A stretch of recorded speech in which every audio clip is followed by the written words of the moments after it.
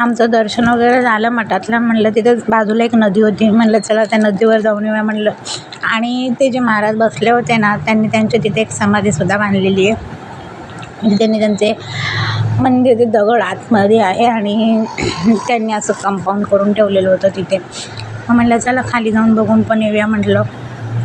मग गेलो खाली आम्ही दोघीजणी आणि असं झाडं मस्त झाडं बिडं होती तिथे, एकदम खाली होती ती नदी कोपऱ्यात. आणि त्याच्यामध्ये ना त्यात मी गाडी चालवत होते तर दोनदा मी पडलीसुद्धा. मग माझी मैत्रीण म्हणली राहू दे तू काय गाडी चालवू नकोस, मी गाडी चालवते. हे बघा हे ते बसले होते ना, त्यांची समाधी होती तिथे पहिल्या महाराजांची. आणि मग तसंच गेलो आम्ही, सर ते बघितलं तिथं छान होतं ते पण. मग गेलो खाली आम्ही आणि मैत्रीण म्हणली मी गाडी चालवते तू काय गाडी चालवूच नको आता. म्हटलं ठीक आहे चालवतो गाडी. मग तिला गाडी दिली मी आणि खालचा रस्ता एवढा डेंजर होता, अक्षरशः आमची गाडीच खाली जात नव्हती. मैत्रीण म्हटली राहू दे माझी मी चालवते.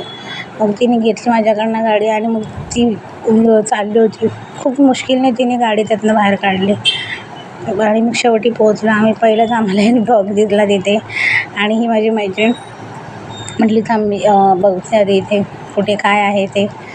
खाली दुसरीकडनं पण रस्ता होता जायसाठी. मग ती म्हणली थांब मी बघते जायला रस्ता. आणि इथे नदी होती ना, आंघोळ वगैरे कळले तर तिथे चेंजिंग रूम वगैरे होता आणि इकडनं रस्ता बंद होता. पण तिकडे सगळी पोरच होती, म्हणजे देवाच्या दर्शनात येऊनसुद्धा ती लोकं दारू वगैरे पित होती तिथे बसून. असं नाही करावं कोणी, तिथे जाऊन दारू प्यायचं वगैरे मंदिराच्या बाजूलाच.